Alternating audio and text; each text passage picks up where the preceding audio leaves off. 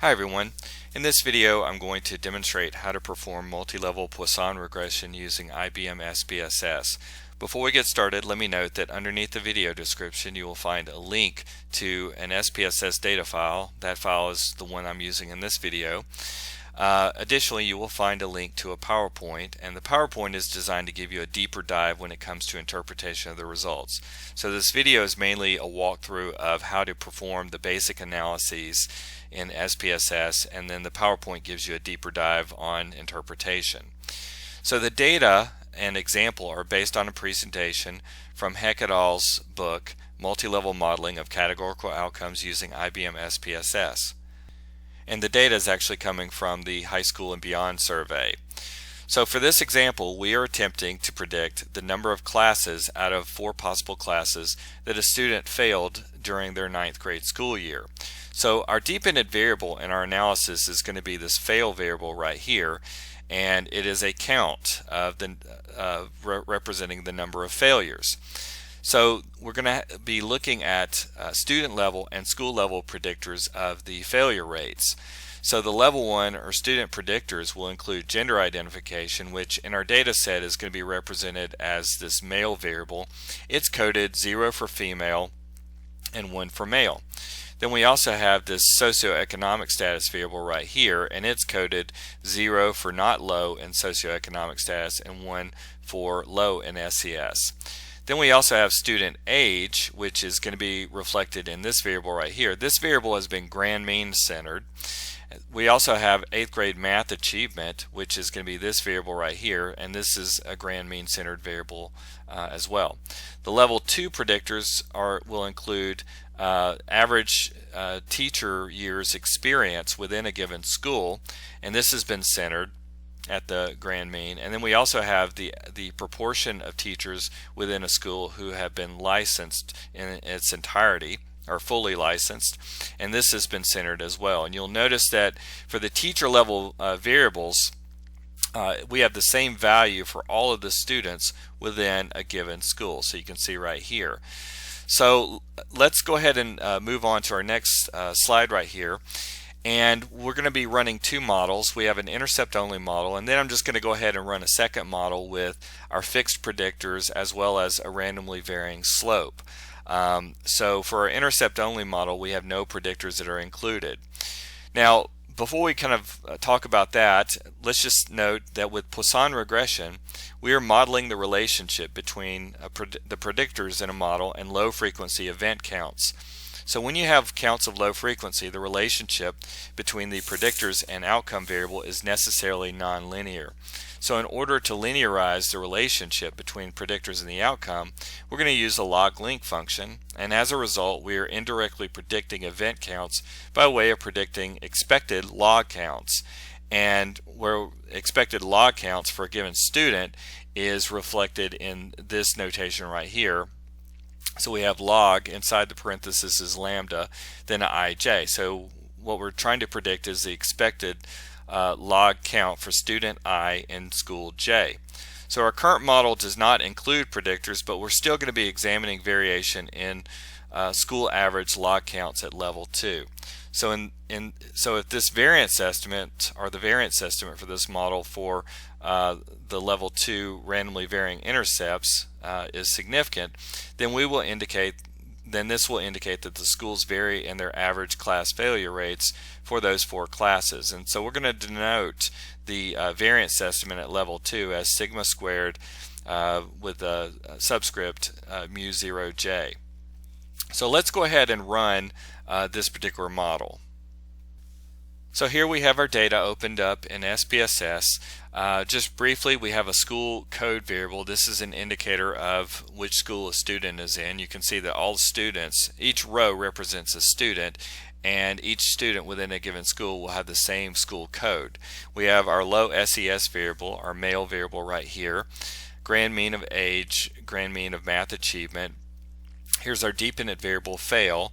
Then we have our teacher variables of our school variables representing average teacher years experience, and then proportion of teachers being fully licensed. So let's go ahead and run our intercept only model by clicking on Analyze, going to Mixed Models, then Generalized Linear. I'm going to reset this, and first off, you'll notice that the school code variable, what we can do is we're going to move this over to the subjects box. Now let me just note that as long as the school code variable or whatever our level 2 identifier is, as long as it's being recognized as a categorical variable, then we can move it over. If it looks like it's a scale variable that's reflected by a ruler, we're not going to be able to move it over. So this icon right here denotes that we have an ordinal variable. If it was a nominal variable, we can move it over as well, but it can't be a scale variable, so that's just something to pay attention to. Next, we'll click on Fixed Effects, Fields and Effects, and we'll click on Target. And under predefined target or whatever, we'll just go ahead. We're just going to go down and select Fail right here. Actually, it just moves over to Custom Target. I should have just mentioned that. So when we select the outcome variable, it's going to select Custom Target. My apologies. And under the target distribution and relationship, this is where we want to specify that we are going to be working with a Poisson regression. Now you'll notice that there are no specifications for a Poisson regression. The closest we get is this negative binomial regression option, and that's really going to be useful if we happen to have a situation where there's evidence of over dispersion, but we're not interested in demonstrating that in this particular video. We just want to run a Poisson regression. So I'm going to click on Custom, use the drop down and select Poisson, and then under link function I will select log. Next we'll click on Fixed Effects, and really there's nothing we're going to do under this particular tab right here. This box right here should be checked, which it already is. It just says Include Intercept, and then what we'll do is click on Random Effects, then Add Block. And under here we're going to select Include Intercept. So you can see I can kind of toggle back and forth between no intercept and intercept. So we're going to include intercept. Under subject combination I'll select our school code variable. Just kind of an FYI, we're not going to be doing anything differently here, but as an FYI, if you want to alter or modify the level 2 variance covariance matrix, you can do so by clicking on this little tab, and you get a little drop down, and so that is available. So we're just going to leave this though as variance component and click on OK. I do want to mention that under build options, the sorting order can be relevant or important in our case if we happen to have a categorical predictor. So what I mean by that is that if you have a categorical predictor, like if SPSS is registering the variable as nominal or ordinal, it's going to treat it as categorical, and it's going to use the dummy coding system in order to model the data using those predictors.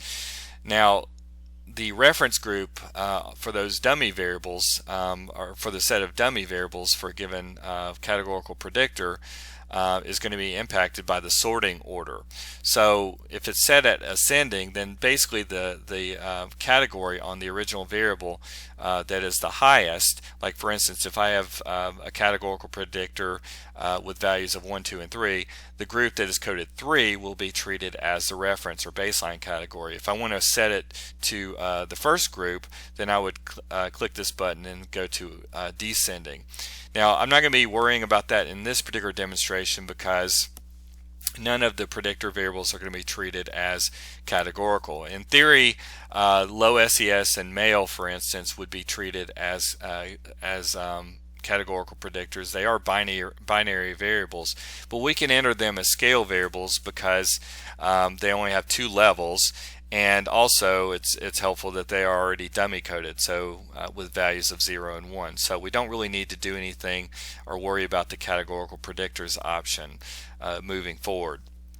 So at this point, let's go ahead and press the Run button, and you'll see that we get generalized linear mixed models. You'll see that there's a model summary table with various fit indices like the Akaike's and Bayesian information criteria, and then the deviant statistic, which is the -2 log likelihood. I do want to mention that Hack et al. In their book, they mention that that these are really based on approximations of the likelihood function. So you have to kind of treat these cautiously when you're trying to make comparisons between different models.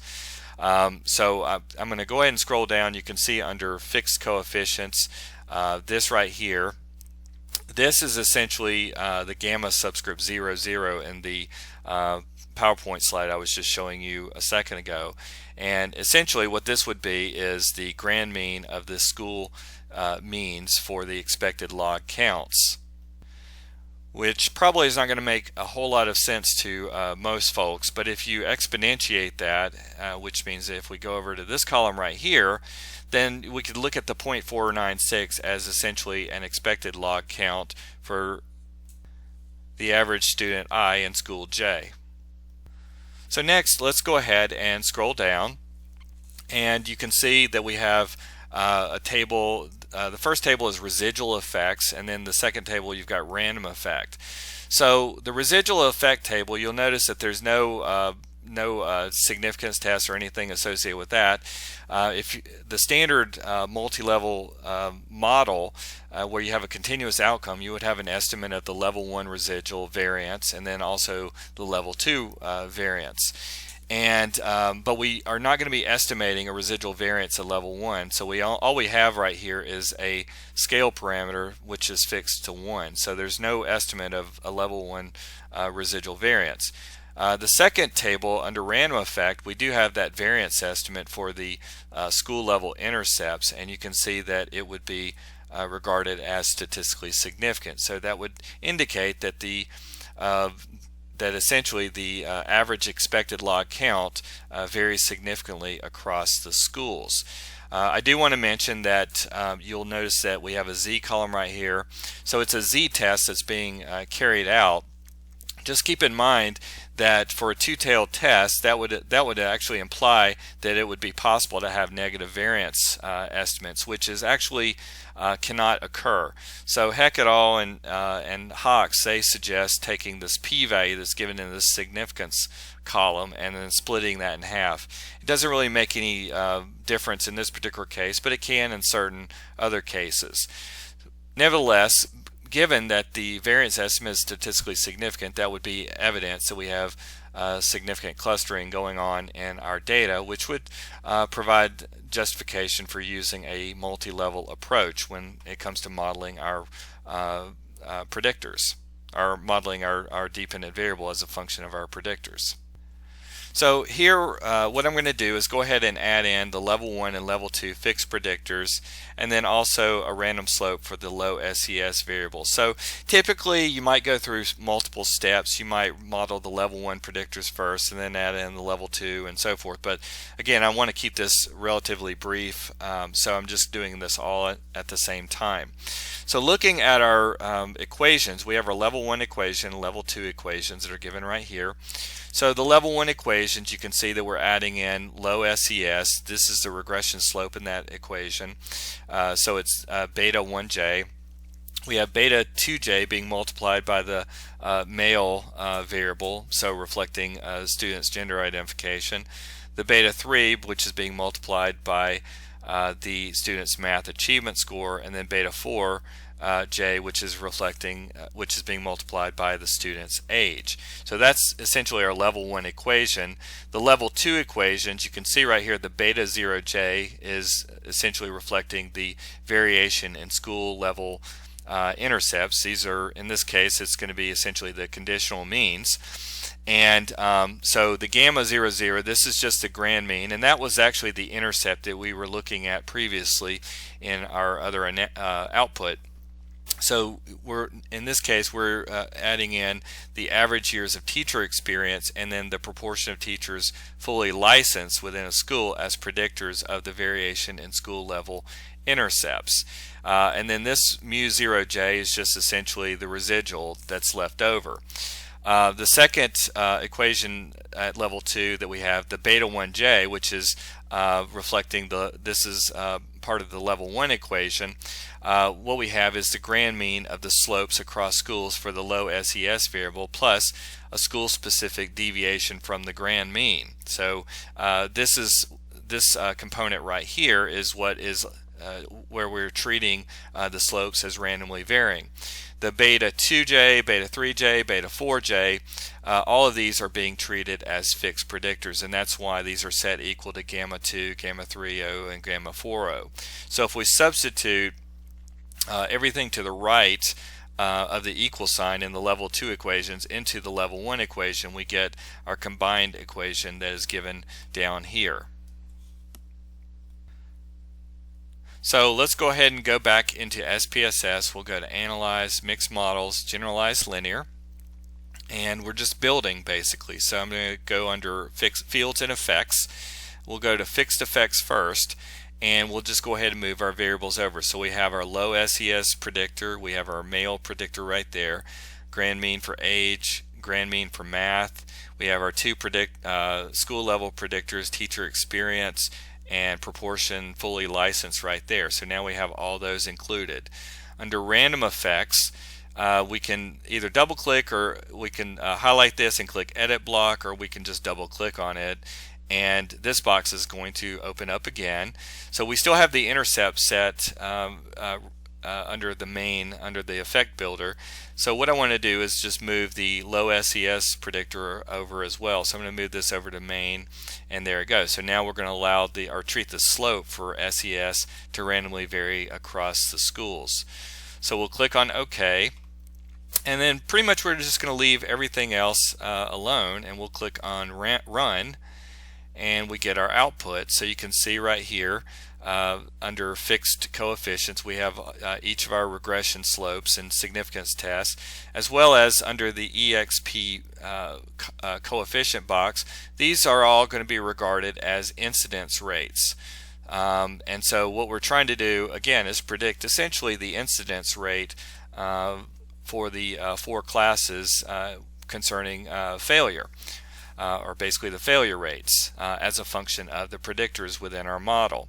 So you can see in terms of the fixed coefficients at low SES, there was a positive regression slope right here. And basically the regression slopes for the predictors would be interpreted as the predicted change in log count for 1 unit increase on the predictor. So and basically if the coefficient is positive, that means that as values on the predictor are increasing, the incidence rate is predicted to increase. If the regression slope is negative, say for like right here, then that would mean that as scores or values increase on the predictor, the predicted incidence rate is actually decreasing. And if the value is 0, then there's no relationship between the predictor and the incidence rate. So as you're looking at this, you can see we have low SES being positively predictive of the incidence rate of regarding student failure. So basically students who were low in SES, remember it was coded 0 for not low and 1 for low, because this coefficient is positive, that would indicate that students who are low in SES were predicted to have a higher incidence of failure than students who were low in SES. Our male predictor, which you see right here, remember it was coded 0 and 1. You can see it's significant, and basically this would indicate that males were predicted to have a higher incidence rate or failure rate than females. The age variable, which is the 0.197, and let me just kind of clear that off so you can see it a little bit better. 0.197, it's positive coefficient. We have significance, indicating that students who were higher in terms of their age were at a greater risk of failure than those who were lower. So basically the incidence rate for failure was predicted to be higher for students who were older than younger. Then we have the grand mean for math. You can see there's a negative coefficient and it's statistically significant, indicating that students who scored higher in terms of their 8th grade math achievement test were predicted to have a lower incidence rate than students who scored lower on that. You can also see with respect to the level 2 predictors, with respect to the average years of teaching experience. There was a positive coefficient, and we have statistical significance. So basically, students attending schools where there was teachers had more experience, they were predicted to have a higher incidence rate than in schools with teachers with less experience. And I know that's counterintuitive, but that's what the data shows, at least in the presentation. And also they find it in Heck et al.'s book as well. So it is counterintuitive, but it is what it is. And then finally, we see that proportion of teachers within a school who's fully licensed, there's a negative coefficient, but it's not statistically significant. So at any rate, of the predictors then, it looks like low SES, male, student age, 8th grade math achievement, and then also the years of teacher experience. All of those are significant predictors of the expected incidence rate. When we scroll down, and by the way, I'll just kind of mention, just again to keep this short, or relatively short, I go into a lot more detail concerning the interpretation of the incidence rate ratios that are found in this particular table right over here. So these are the incidence rate ratios. And so you can just think about these as the predicted multiplicative change in the incidence rate per unit increase on a predictor. So we'll go ahead and scroll on down, and under the residual effect, again, you're not going to have a variance estimate, but you do have the scale parameter fixed at 1. Under random effect, you can see that we have the variance of the intercept, so that's the variance estimate right there, and you can see we have statistical significance. And then the variance of the slope, that's this estimate right here, the 0.063, you can see that it's statistically significant. So we do have evidence that the relationship between low SES, or the low SES predictor, and the incidence rate varied significantly across the schools. So that concludes this video demonstration. Once again, check underneath the video description for links to the data and the PowerPoint that I was referring to throughout this video. So thanks for watching.